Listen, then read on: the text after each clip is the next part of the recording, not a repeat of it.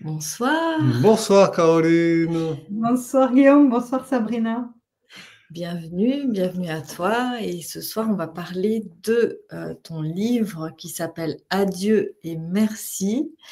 Alors, le sous-titre, Ritualiser les transitions de vie, et c'est chez Le Souffle d'Or. Voilà, Oui, c'est ça. on va parler de ton livre et de sa thématique.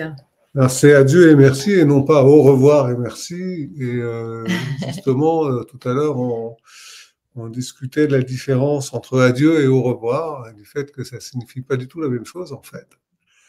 Non. Euh, Bah, au revoir, c'est un très beau mot parce que dans le au revoir, il y a une notion de se revoir. Et on hmm. pourrait se dire que même à travers la mort, on peut se dire au revoir parce que quelque part, on va tous vraisemblablement au même endroit. Et en tout cas, on va tous traverser ce passage-là. Mais adieu, il y a quelque chose de l'ordre de s'en remettre à Dieu.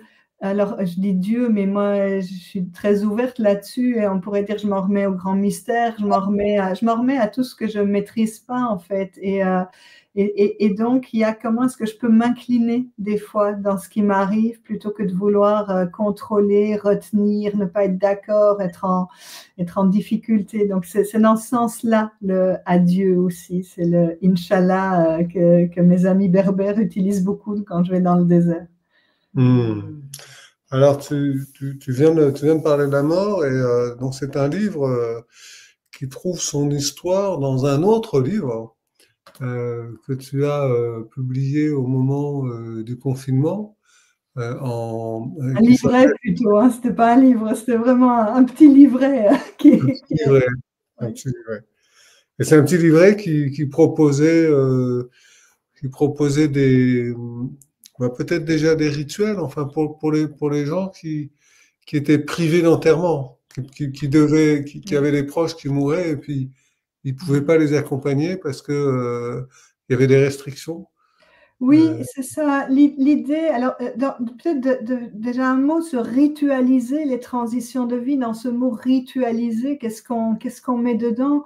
On met comment est-ce qu'on peut, dans des moments qui nous marquent émotionnellement, qui sont des traversées douloureuses, mais ça peut être la mort, mais ça peut être la maladie, ça peut être la fin de l'enfance, ça peut être la fin d'une histoire d'amour, ça peut être la fin d'une maison que j'ai particulièrement aimée.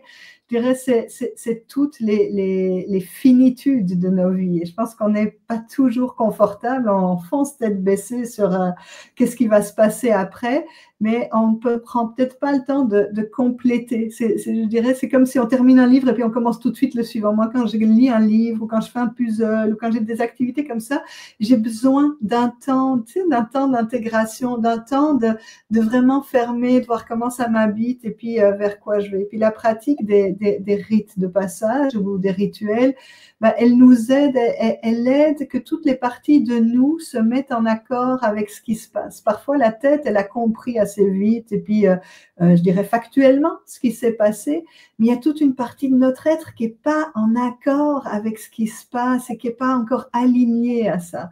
Et comme dans les rituels, dans les rites, on va beaucoup utiliser le langage symbolique, eh bien, on va, à travers ce langage symbolique, parler la langue de l'âme, qui parle en images. Hein. On voit l'âme, elle s'adresse à nous par des rêves, par exemple, par des synchronicités, par des choses comme ça. Et du coup, c'est comme si ma tête a compris, mais mon âme a besoin d'un autre langage, mon âme et mon corps. Et donc, maintenant, je termine cette introduction pour répondre à ta perche du début.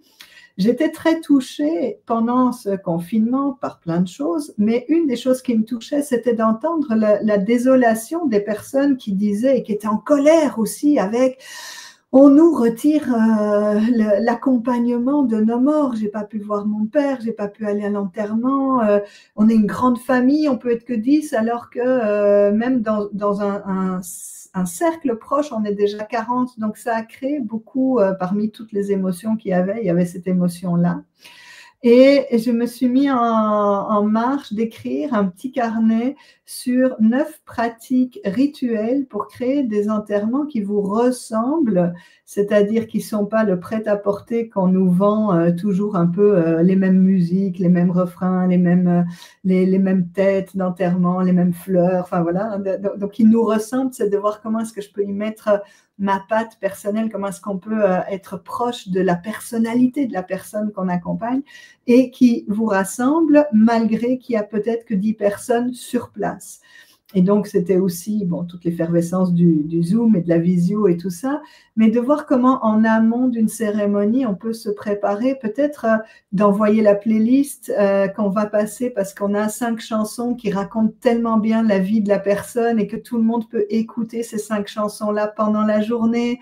J'avais proposé que tout le monde envoie un foulard et aux personnes qui allaient être là et que les foulards mis les uns avec les autres puissent entourer le cercueil pour qu'il y ait de la couleur, pour que dans la matière, on voit qu'il y ait de la présence. Et c'est beaucoup plus fort ça que d'envoyer juste un petit mot ou un SMS pour dire on est avec vous de tout cœur, pensez à nous, parce que les mots, ils sont un peu volages comme ça. Et donc, comment est-ce qu'on va, à travers des actions symboliques, à faire à distance ou faire en présence avec des informations de ceux qui n'étaient pas là, et bien comment on va pouvoir se sentir relié. Et je crois, moi, que dans ce langage de l'âme, on n'a pas toujours besoin d'être sur place physiquement en même temps pour vivre des belles choses et qu'on est, on est au-delà de ça. Et donc, le point de départ, ça a été ces 9 pratiques. Et ça, c'était un livret que j'avais offert au monde dans cette grande phase de créativité. On a tous été bousculés, mais ça nous a mis en chemin aussi pour... c'est le côté magnifique de cette période-là, c'est qu'on a réinventé plein de choses aussi. Et Yves Michel, l'éditeur du Souffle d'Or, a eu ça en main. Il m'a dit « c'est super, merci ». Et alors moi, quand on me dit « c'est super, merci », j'ai tout de suite 14 idées de plus. Alors je me suis dit « ben oui, mais tu vois, on pourrait faire un livret pour des pratiques rituelles, pour la naissance, pour ceci, pour cela ». Et puis il m'a fait « ben oui, c'est super, écris un livre ».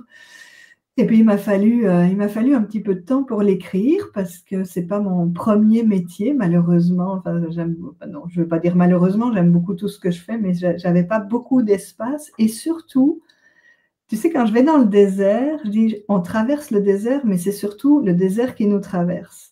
Puis vous avez écrit des livres aussi, et peut-être vous avez la même chose que moi. J'écris un livre, mais j'ai envie de dire c'est le livre qui s'est écrit à travers moi. C'est-à-dire qu'à un moment, c'est une danse. Et dans cette danse, moi, il y avait des passages de vie que je n'avais pas encore traversés et qui m'ont été offerts de traverser dans les 5 dernières années, dont le passage à la ménopause, dont le départ des enfants qui quittent le nid familial et des choses. Et je me suis dit, tiens, c'est intéressant que ça me mette autant de temps de l'écrire, c'est parce que juste, j'avais pas encore, j'étais pas encore mûre pour partager. Et donc voilà, c'est comme ça que c'est arrivé à petits pas, puisque c'est un livre effectivement dans lequel je m'implique aussi beaucoup d'exemples, d'histoires personnelles et tout ça. Et c'est vrai qu'il est très fourni en rituels. Il y a vraiment toute une série de rituels, les uns plus délicieux que les autres. Est-ce qu'il y en a un que tu préfères parmi tous ces rituels que tu décris, ton préféré? Oui, alors je pense que le préféré, c'est toujours celui dont j'ai besoin maintenant. Et une chose qui me touche, parmi les lecteurs que je rencontre, ils m'ont dit, tu sais, j'ai lu ton livre, mais j'ai commencé parce que c'était des vieilles personnes, des personnes âgées, donc le passage de l'enfance à l'adolescence, ça les intéresse pas. Donc tu vois, elle dit, j'ai commencé par là, ce que j'avais encore à vivre ou ce dans quoi j'étais, et comme j'ai bien aimé, j'ai été lire la suite. Et je pense qu'il y a quelque chose de cet ordre-là. Le plus beau rituel, c'est celui dont on a toujours besoin. Alors comme ça, non, j'en ai pas. J'aurais envie de te dire celui du permis de conduire parce que c'est mon actualité du jour et que j'ai accompagné ma fille jusqu'à cet endroit-là et que c'était complet, mais que bon, alors ça, on se dit c'est pas un rituel en fait parce que on sait, oui, mais comment est-ce qu'on fait d'un acte justement quotidien qui arrive dans la vie de tout le monde, comment on en fait un rite de passage, c'est-à-dire comment on va pas juste faire j'ai un papier, je peux aller chercher ma carte et je peux conduire, mais d'aller rajouter de la conscience et de l'histoire et de qu'est-ce que ça signifie aussi quand je te donne un permis de conduire, quand je te donne les clés d'une voiture et justement dans le langage de l'âme, dans le langage des rêves, on va dire les moyens de transport, c'est un peu comment est-ce que je conduis ma vie aussi. Hein, et que quand on se retrouve dans le mur ou que quand on a des embouteillages, des déviations, des choses comme ça, on peut aller regarder, tiens, mais à quel endroit de ma vie. Et donc, je trouve intéressant de faire de ce moment-là qui peut être totalement anodin avec juste une bouteille de champagne et c'est super, mais ça passe, vraiment aussi un cheminement de qu'est-ce que ça veut dire pour la personne qui le vit, qu'est-ce que ça veut dire pour le parent, un moment de partage en fait, et d'échange, quelles sont mes peurs, parce que oui, je suis super heureuse, et c'est vrai, mon enfant devient de plus en plus autonome, et avec ça, j'ai une crainte énorme, parce que la route est dangereuse, et parce que je tiens à cet enfant tellement fort, et je ne voudrais pas qu'il lui arrive un accident, et on a des émotions ambivalentes souvent. Dans les moments de bonheur, il y a le bonheur, la joie, et puis derrière, il y a une nouvelle peur qui arrive. Et ça, en tant que parent, on l'a à tous les âges. Hein, il y a chaque fois des choses qui arrivent comme ça. Et donc, je reviens sur ce que tu disais au début, Sabrina. Il y a beaucoup de rituels. Et l'idée, parce que dans la littérature, aujourd'hui, il y a plein de livres sur les rituels, les rites de passage, avec des recettes. Et je ne voulais pas faire un livre de recettes, je voulais faire un livre d'inspiration. C'est-à-dire que pour chaque grand passage que je traite, il y a plusieurs histoires, il y a plusieurs propositions. Mais ce qui m'intéresse le plus, c'est que les gens, ils referment le livre en faisant « Tiens, ça m'a donné une idée. » Et je vais qu'on puisse réveiller la créativité. Et je pense que quand on est dans des gros états de choc, on retrouve de la créativité. Les gens, ils commencent à se parler, à se donner la main, à se faire des câlins, à mettre une musique, à mettre des mots, à créer des espaces de rassemblement, à planter des arbres. Il y a quelque chose qui se passe. Mais on a besoin d'attendre d'être dans des gros chocs. Et ce qui serait intéressant, c'est qu'on retrouve cette voie de la beauté, du rite de passage, de l'accompagnement et de créer des moments sacrés qui jalonnent nos existences sans forcément qu'il y ait de gros chocs qui viennent tout détruire. Enfin, en tout cas, voilà. Donc j'espère j'espère et je le sais déjà de quelques lecteurs qui m'ont fait « J'ai pas fait ce que tu as écrit, mais j'ai fait un autre truc et c'était super. » Alors voilà, ça, le pari est gagné, je dirais, à ce moment-là. Oui, ça, c'était un point que je voulais soulever justement, du fait que moi, à la fois, j'étais très attiré par ton livre, et notamment par son titre, que j'ai mal retranscrit. Dieu et merci. Et en même temps, je ne te cache pas que je craignais un petit peu que ce soit une collection de, alors en petit 1, vous faites ceci, en petit 2, vous allez chercher tel élément dont vous allez absolument avoir besoin pour point 4, etc., etc. Que ce soit très directif et très uniforme. Et en fait, non, justement, c'est pas du tout ça. Et c'est vraiment magnifique de voir ça, que justement, tu donnes des directions. Tu donnes d'abord une réflexion au sujet du rituel lui-même et de la raison pour laquelle tu penses que ce serait une bonne idée de le faire. Et puis, tu donnes des directions, et ces directions, elles sont suffisamment larges pour qu'on les concrétise à sa façon. Et je trouve que c'est vraiment, je trouve ça respectueux du lecteur aussi. Et puis, c'est pas voilà, de la recette de cuisine, parce que la vie n'est pas une recette de cuisine, même si la cuisine est délicieuse, mais c'est plus que ça. Oui, c'est peut-être pour sortir du formatage, tu vois, il y a tellement d'événements qui se ressemblent. On fête un anniversaire, il y a un gâteau, il y a des ballons, j'adore cette idée d'ailleurs quand on voit dans la rue où est l'anniversaire de quelqu'un parce qu'il y a 3 ballons rouges dessus. Alors en même temps, c'est des codes et c'est chouette, mais ça ne suffit pas si c'est tiens, je t'ai fait un gâteau parce qu'il fallait un gâteau ou où on met l'Adagio d'Albinoni parce que c'est un enterrement. Enfin, tu vois, ces trucs-là qui sont parfois un peu trop formatés, on a l'impression que tous les anniversaires se ressemblent, que tous les enterrements se ressemblent, que tous les mariages se ressemblent.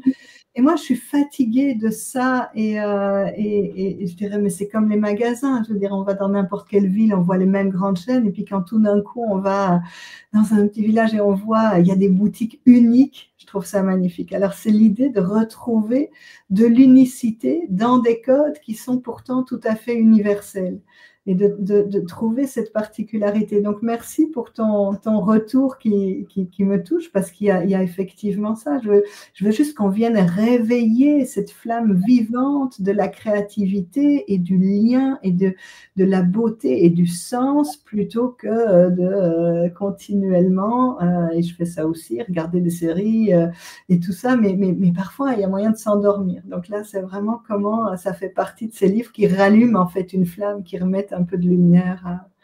Et voilà, j'espère que ça le fait. Et Caroline, tu viens de parler de vivant, et moi j'ai beaucoup aimé une phrase de ton livre où tu dis qu'en fait le rituel c'est une matière, ou c'est de la matière vivante. Est-ce que tu peux revenir sur cette comparaison que je trouve assez jolie, poétique? Oui, avec joie. Et donc, tu l'as dit un petit peu en amont, tu as partagé que la première partie, elle est vraiment sur le rite, le sens du rite, des rituels, et puis les ingrédients, et puis comment ça fonctionne, et puis comment on peut le construire, et puis quelles sont les limites de ça aussi. Hein, il suffit pas de planter un arbre ou d'allumer 2 bougies pour dire on fait un rituel. Ça peut aussi être complètement une coquille creuse. Donc, je pense que je mets beaucoup d'énergie à comment voilà, comment créer ces rites de passage, ces rituels.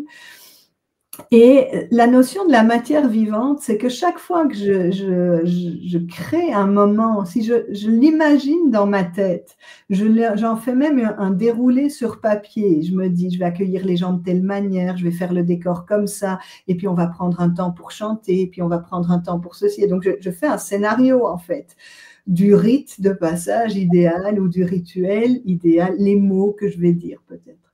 Sauf que la vie, elle s'invite dans ces moments-là. Et la vie, quand elle s'invite, eh bien, elle fait que les choses ne sont pas comme on les a prévues, elles sont comme elles doivent être à ce moment-là. Et ce qui est bon, c'est de pouvoir jouer avec ce qui se passe. Parfois, on fait quelque chose dehors et on espère, on croise les doigts pour qu'il y ait du soleil, et puis il y a de la pluie, il y a du vent. Comment est-ce qu'on va intégrer le vent et la pluie pour en faire une belle histoire, ou pour lâcher des choses qu'on avait prévues et poursuivre autrement. Et puis j'ai peut-être pas imaginé dans mon déroulé quelle émotion ça allait créer, susciter chez la personne pour qui je crée le rituel, ou parmi les personnes qui sont autour. Et l'émotion, ça prend du temps. Et ça prend du temps pour se laisser traverser, pour vivre avec. Et puis, je ne peux pas écrire à l'avance que tout d'un coup, quelqu'un va dire « et je peux proposer un chant » et que ça va partir dans quelque chose d'autre. Et donc, il y a à la fois tout préparé, comme si c'était un film, et puis passer dans la phase « je vais faire avec la vie, avec le mouvement de la vie ». Alors, moi, j'ai de la chance d'avoir fait 25 ans d'improvisation théâtrale, donc je pense que ça m'aide beaucoup aussi à pouvoir faire ça, parce que l'impro, c'est une pièce de théâtre dont on n'a pas le texte, on n'a même pas le rôle, on n'a pas le décor, et pourtant assez rapidement. Donc j'ai une capacité, je crois, à rebondir sur tous ces éléments extérieurs qui n'étaient pas prévus et de les intégrer. Alors, tu parles de la matière vivante, de la vie qui s'intègre, etc. Il y a une autre chose qui m'a frappé dans ce que tu racontais de certains rituels, c'est que on a cette idée que le rituel, il doit être réalisé au moment du passage ou peu après. Mais en fait, non. On peut aussi avoir vécu un passage qu'on n'a pas ritualisé, et puis des années plus tard, sentir le besoin de marquer le coup de ce passage et le ritualiser. Et tu dis que ça a les mêmes effets, quoi. Alors, j'aimerais bien que tu nous racontes ça. Oui, merci. Déjà, merci de la lecture que vous avez faite du livre. J'aime bien comment vous pointez des choses et votre curiosité à déployer. C'est vraiment très chouette. Merci. En fait, des fois, on n'est pas prêt, ou on n'est pas avec ça, ou l'émotion est trop vive, ou la personne avec qui on voudrait traverser le rituel n'est pas disponible ou disposée à faire ça. Et parfois, on a des choses qui font que notre état de choc fait que on ne veut plus en parler. On enterre, on enferme et on fait c'est bon comme ça. Je pense par exemple à des femmes qui ont vécu des avortements et il y a des années en avant et où ça a été un secret de famille, où même les parents ont fait, les parents d'une jeune fille, je pense à une en particulier, qui ont fait, ils l'ont accompagnée à l'époque, donc je ne sais pas comment c'était, mais pour que le bébé soit plus là. Et ils sont rentrés à la maison, ils l'ont regardé, ils lui ont dit, on n'en parlera plus jamais et on n'en parle à personne. Et moi, je trouve, je rencontre cette femme, mais 30 ans plus tard, 40 ans plus tard, dans un cercle de femmes. Et dans le partage des cercles, dans les résonances, elle trouve de l'espace pour pouvoir nommer cette douleur qu'elle a, qui est enfermée depuis tellement d'années, parce qu'il y a de l'écoute, il y a de la sécurité, il y a un contenant qui fait qu'elle peut enfin dire. Et on a fait un rite pour cette femme, pour accompagner la perte de cet enfant, le choix difficile qu'avait été le sien quand elle avait 19 ans, je pense, et que c'était pas possible pour elle de poursuivre sa vie à ce moment-là en devenant mère. Écoute, au moment où on fait le rite, il n'y a pas d'âge. Elle avait 19 ans et elle était dans ce moment-là et elle a pu écrire une lettre, elle a pu partager ses croyances de peut-être où est cette âme. Elle a pu remercier pour dire finalement qu'est-ce que ce moment-là, qu'est-ce que le fait de ne pas l'avoir gardé lui a permis dans sa vie, mais donc d'honorer cette âme aussi pour dire adieu et merci. Voilà, je t'ai remis au plus grand, mais merci pour ce que tu es venu m'apprendre. Et donc, on retraverse avec des moments, que ce soit des moments d'écriture, des moments de partage, des moments de symbolisation avec les éléments, etc.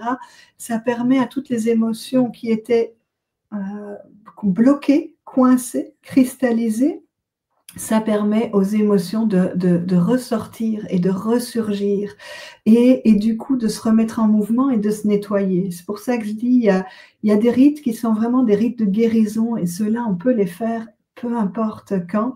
Il y a des rites de célébration, bon, ils sont peut-être plus dans le moment présent, il y a quelque chose à fêter, à célébrer, mais parfois, tu sais, si on a grandi dans « c'est jamais assez bien », on n'a pas appris à célébrer. Ok, tu as ton bac, mais maintenant il va falloir étudier. Ok, tu as un diplôme, mais maintenant il va falloir trouver du travail. Ok, tu as un premier job, mais maintenant il va falloir monter ta boîte. Enfin, tu vois comme on peut être par nos parents ou par intérieurement ou par nos camarades ou par la société, comment on peut être poussé dans ne jamais se contenter, ne jamais savourer ce qui est déjà accompli, parce qu'il y a toujours un autre objectif et il y a cette course en avant qui peut être épuisante. Donc, on peut aussi apprendre à célébrer plus tard. Qu'est-ce que ça aurait été? Comment aurait été mon histoire si, au lieu de me pousser toujours en avant, j'avais reçu de la reconnaissance, de la valorisation, de l'appréciation à ces moments-là? Peut-être que... Et on répare, en fait. Et je crois que la médecine, moi j'appelle ça une médecine rituelle, elle nous aide aussi à réparer comme ça des bouts de notre fonctionnement, des bouts de notre histoire. Elle nous donne la guérison, la célébration ou l'initiation. Hein, quand on va parler d'initiation, quand on initie une nouvelle période de vie, et on le voit beaucoup chez les Amérindiens avec la quête de vision des jeunes garçons et tout ça. Ou bien les rites des premières lunes pour les jeunes filles, on initie, c'est une initiation à qu'est-ce que va être leur vie cyclique. Et c'est dramatique parce que la plupart du temps, on fait « Ah, ben c'est super, tu es une femme maintenant, attention, tu risques de tomber enceinte » ou « Ah, c'est super, tu vas pouvoir faire des bébés », comme si notre nature cyclique était vraiment condensée dans cette histoire de la maternité, alors que c'est beaucoup plus vaste.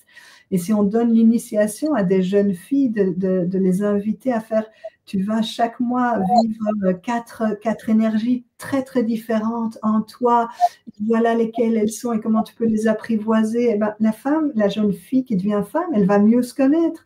Et si elle se connaît mieux, elle va accepter les moments de down qu'il y a chaque mois et les moments de super énergie et les moments de sensible où tout est un peu en crise comme ça.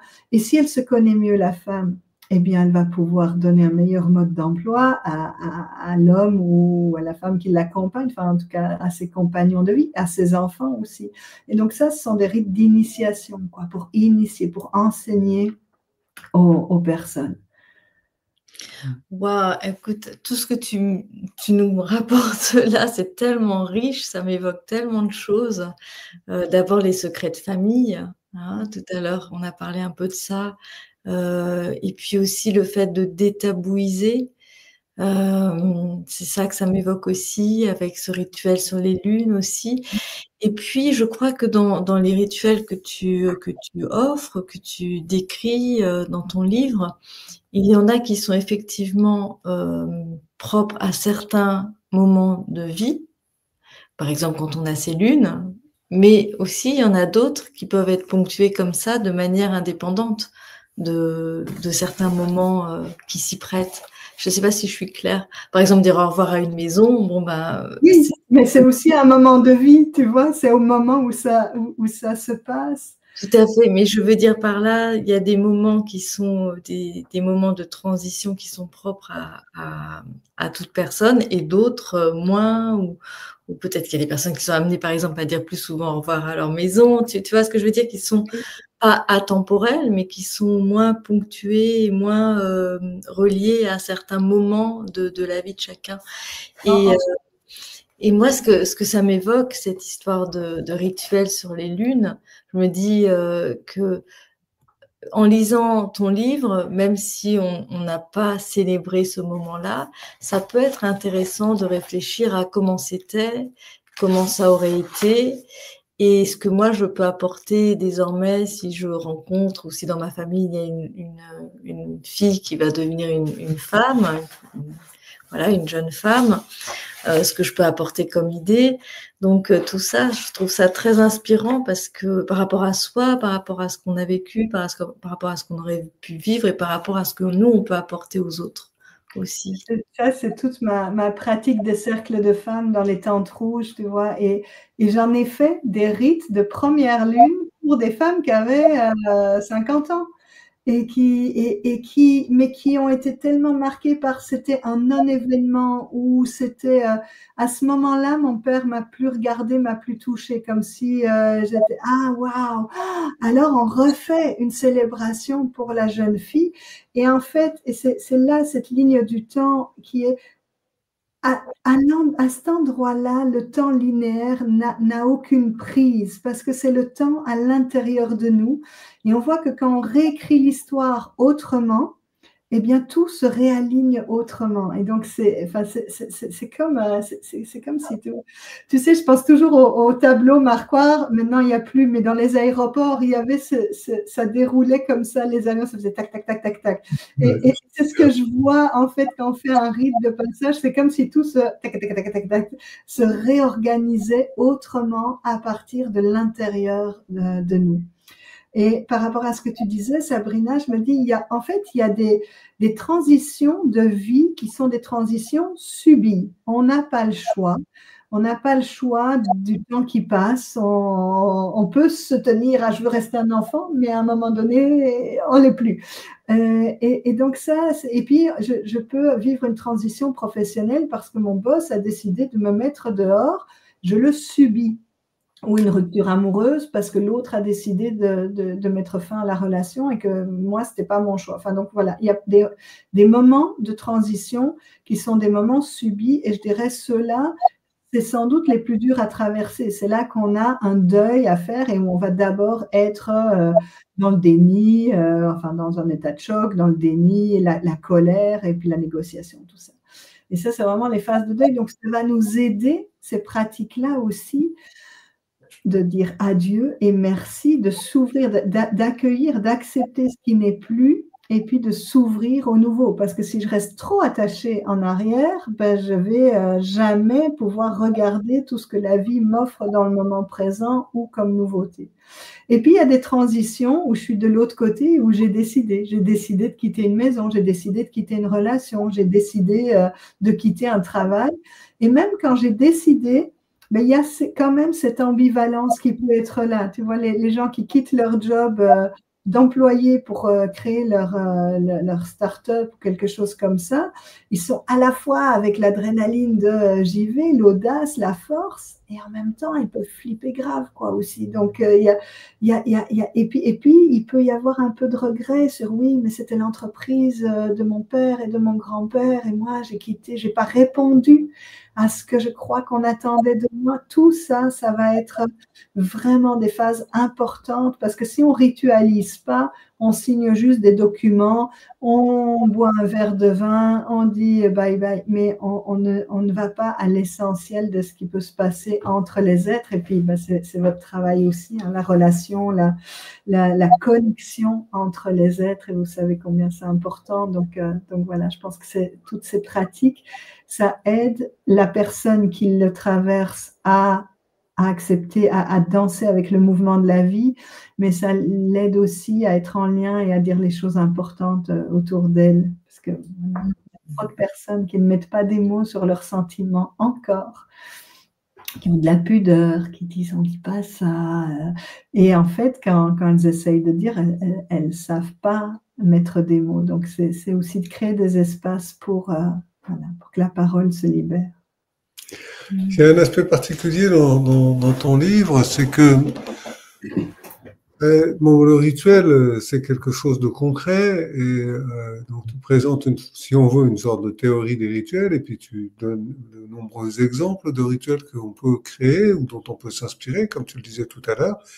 Et en même temps, tout ça, c'est parsemé par des expériences de vie et par ton propre témoignage. Et évidemment, en tant que thérapeute de couple, moi j'ai fait ce que tu disais tout à l'heure de ces gens qui vont directement aux rituels qui les intéressent le plus. Donc j'ai tout de suite été voir moi les rituels de couple. Hein.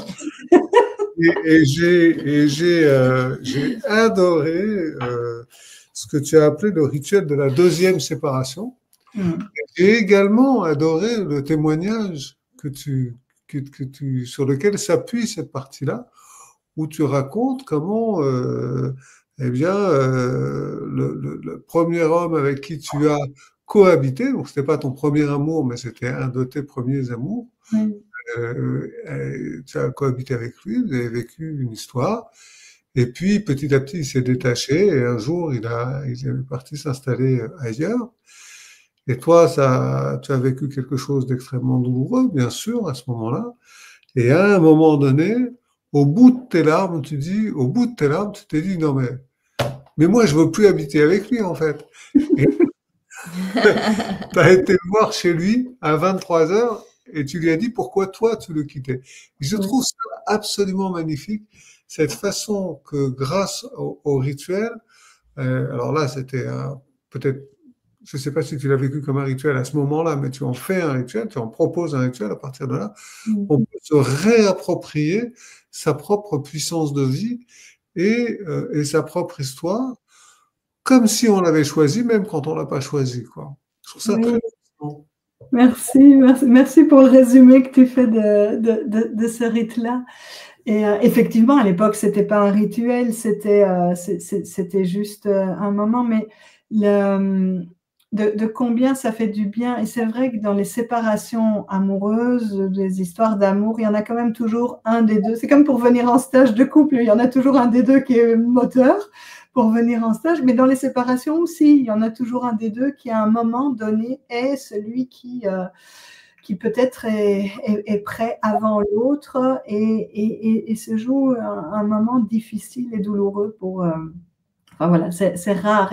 Mais ça, vous pouvez me dire si vous avez des gens que vous accompagnez qui des fois disent bah, ça y est, on a tout complété, on est tout à fait d'accord tous les deux et on se quitte et tout va bien.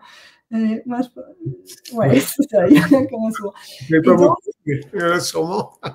Et la deuxième séparation, bah, ça peut venir des mois après, c'est plusieurs mois, mais c'est à un moment donné de dire pour que je ne sois plus dans je subis, je vais aussi te quitter.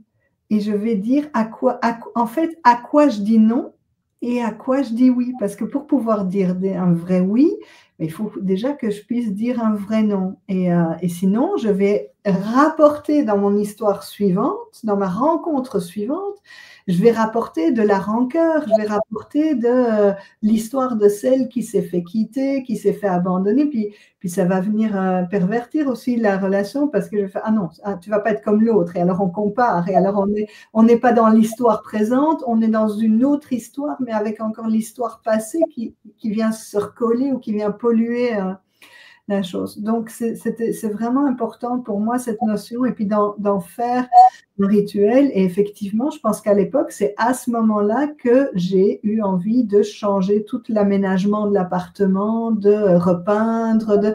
J'avais besoin d'être... Moi, c'était mon appartement, donc j'étais restée là. Mais j'avais besoin de rester là dans un univers que je me réappropriais et pas qui respirait l'histoire qu'on avait eue et l'absence de cet homme-là. Et ça devient un rite parce que c'est pas je repeins parce que les murs sont un peu défraîchis, je repeins parce que je me crée un nouvel espace. Et c'est là qu'on a toute la force de l'intention qui va se conjuguer avec une action et une histoire. Et ça m'a fait changer d'histoire. J'étais plus dans ma tristesse, j'étais dans j'ai grandi, je sais mieux ce que je veux. Et en fait, voilà, c'était très bien. Comment est-ce qu'on sait qu'on vit une transition de vie? Ça, c'est une bonne question, ça, Sabrina. Je ne cherche pas du tout à poser une question piège, hein, mais... Enfin, c'est une question piège quand même. Non, mais c'est vraiment pas... Non, parce que je me suis vraiment posé la question parce que je me suis dit, en lisant ton livre, qu'effectivement, il y a des moments où je me suis complètement reconnue. Et puis, je me suis aussi dit que peut-être qu'il y a des moments où j'en étais pas forcément consciente. Et voilà, et peut-être qu'il y a des personnes qui nous écoutent et qui sont peut-être en train de vivre une transition où elles ne savent pas, où elles se posent la question, est-ce que c'est une transition? Donc voilà, c'était juste une question comme ça par rapport aussi au fait que tu dis dans ton livre que la vie est une succession de deuils, que la naissance est un deuil. Ça, j'ai trouvé ça très beau. Tout ça m'a beaucoup inspirée, et évidemment cette notion de transition de vie aussi. Mais c'est peut-être pas une question facile. Je suis désolée. Je pense qu'on est, enfin, fondamentalement, je pense qu'on est tout le temps en transition. Enfin, je dirais, on pourrait dire la vie entière est une transition entre deux espaces inconnus. Il y a des transitions qui sont rapides, hein. Je veux dire, quand je déménage, c'est assez clair que j'étais dans une maison et puis 2 semaines après, je suis dans une autre, et entre les deux, il s'est passé un truc. Il y a des transitions qui sont beaucoup plus longues. Et si on prend la ménopause, par exemple, ou l'andropause, encore plus subtile, on ne sait pas très bien où elle se situe, si on la voit, etc.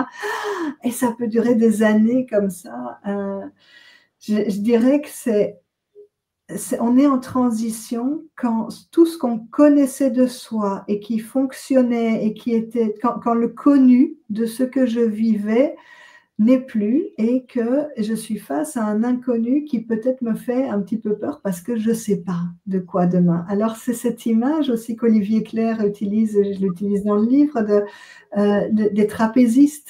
Quand on voit des trapézistes, ils sont jamais encore attachés au premier trapèze en ayant déjà le deuxième en main.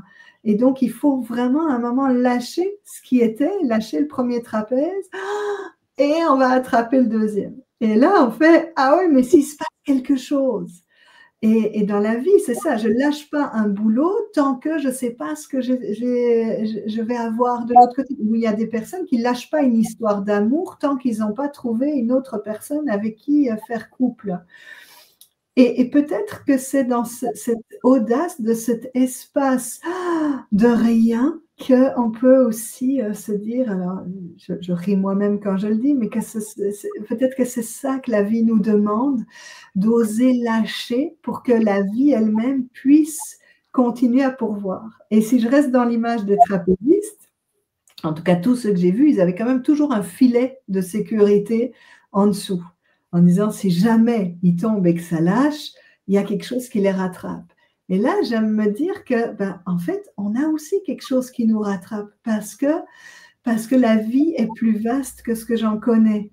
Et donc, je crois que si je lâche un boulot et que j'en ai pas un autre, c'est une catastrophe. Sauf que peut-être qu'au moment où je le lâche, je vais être plus disponible pour faire des rencontres qui vont m'amener sur un boulot que j'aurais pas pu imaginer si j'avais pas eu 2 mois de chômage ou de je sais pas quoi.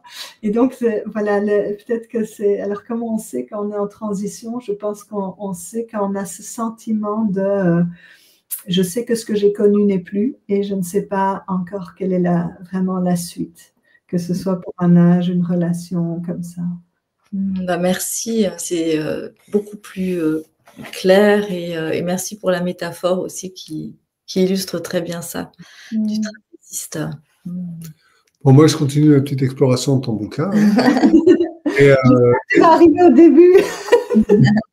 Évidemment qu'après les rituels consacrés au couple, je me suis intéressé aux rituels consacrés aux messieurs dont les cheveux grisonnent, tu vois. Je ne sais pas pourquoi. Enfin, ça m'a appelé comme ça. Déjà, il y a encore des cheveux, je veux dire, c'est déjà bien. C'est pas mal, c'est vrai. C'est vrai.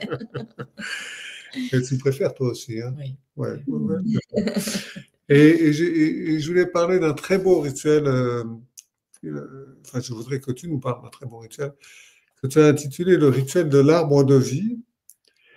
Et pour que tu en parles, je pense que je vais commencer par lire quelques lignes, la manière dont tu introduis ce rituel, de façon à ce que nos auditeurs sachent un peu qu'est-ce que c'est ce livre et comment il est rédigé.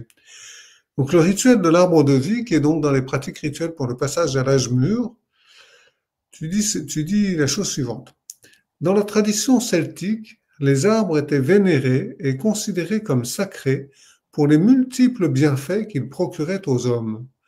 Ils avaient compris que sans la présence des arbres, la vie sur Terre serait tout simplement impossible, que l'arbre prenait soin de tout le vivant en fournissant nourriture, abri, chaleur à son entourage, y compris la population.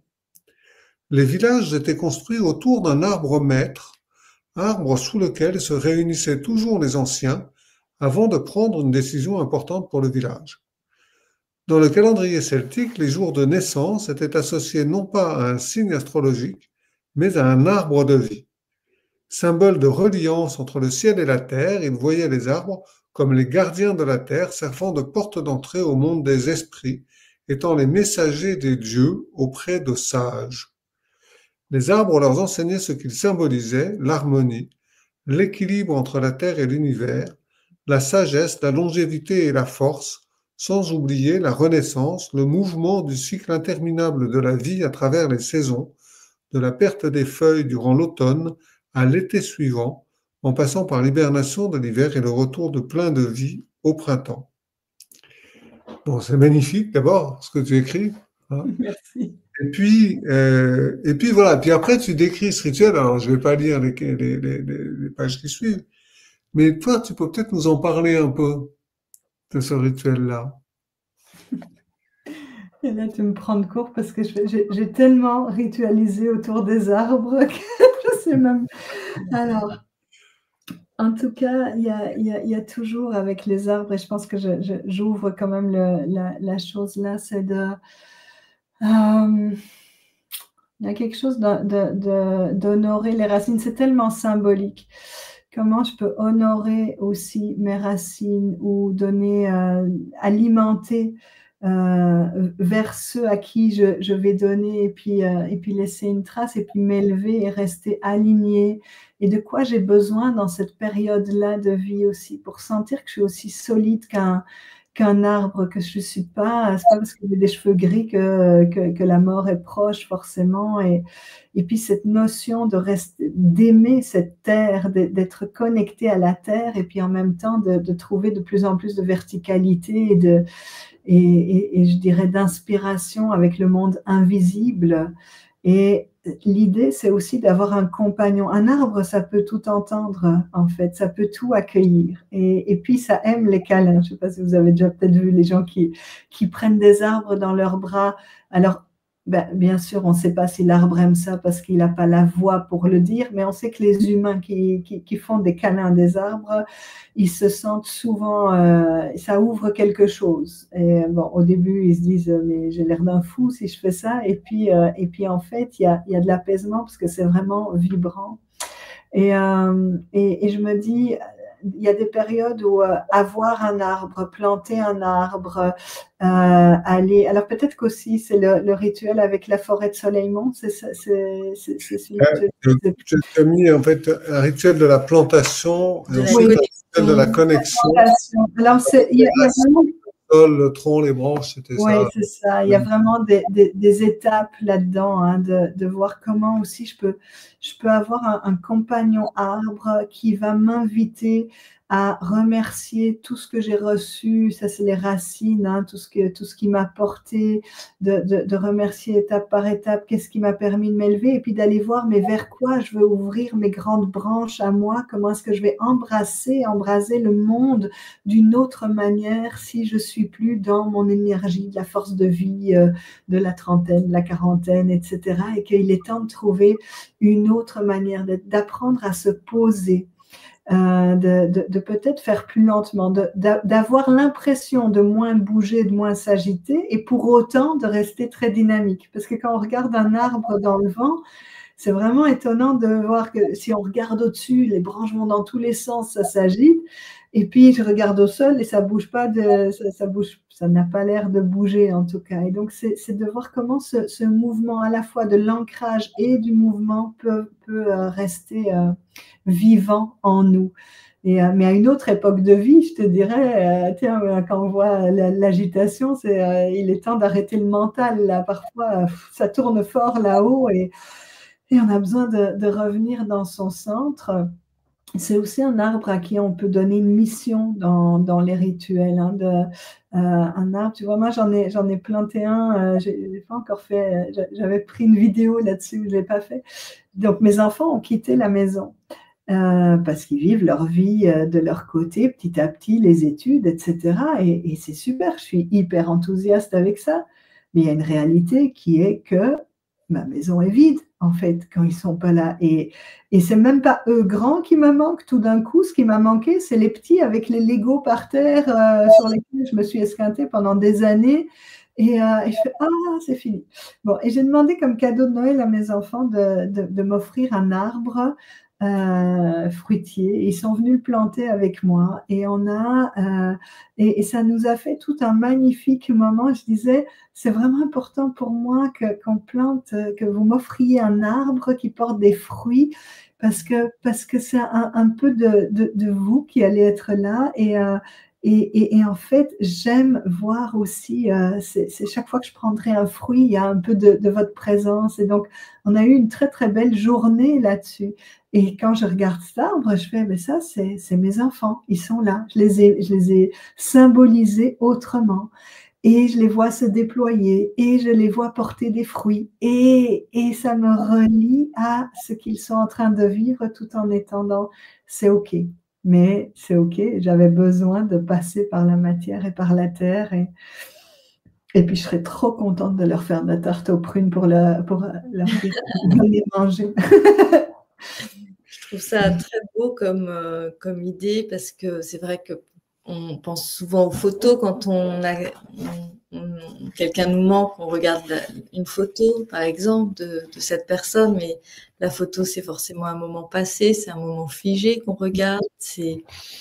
Alors que là, ce moment de partage autour d'un arbre, on en revient à la matière vivante. On est dans le présent et dans l'avenir. C'est ouais, le présent, le devenir, exactement. Ouais. Très inspirant. Et puis moi, on dirait, au début, les gens font, mais c'est un livre sur la mort. Je fais, non, non, c'est un livre sur la vie, résolument sur la vie. Il y a beaucoup de vie dans tous les exemples qui sont cités. Et c'est là que je te disais, j'espère que tu arriveras au début, parce que c'est vraiment une image qui me tient à cœur, cette image du... Nous démarrons notre vie dans le ventre d'une mère, et dans le ventre d'une mère, on peut se déployer, on est protégé, on est en sécurité, on est ballotté. Au meilleur des cas, ça se passe bien quand même, enfin dans la plupart des cas. Et on peut imaginer, c'est doux, il faut penser à rien, hein, il n'y a pas de facture, il n'y a pas d'autres relations, on est nourri à la demande. Bonheur, quoi. Je peux dormir quand je veux, je peux manger quand je veux, je peux bouger quand je veux, et tout ça, je suis protégée. Et en même temps, je grandis et je me déploie. Et c'est magnifique jusqu'à un moment où ça devient trop étroit et que ça fait « Ah, mais je suis plus bien ici ». Et on peut imaginer qu'à un moment, l'enfant, il fait, à cet endroit-là, il fait « Mais c'était mieux avant et moi, je veux continuer à bouger, à grandir, à me déployer ».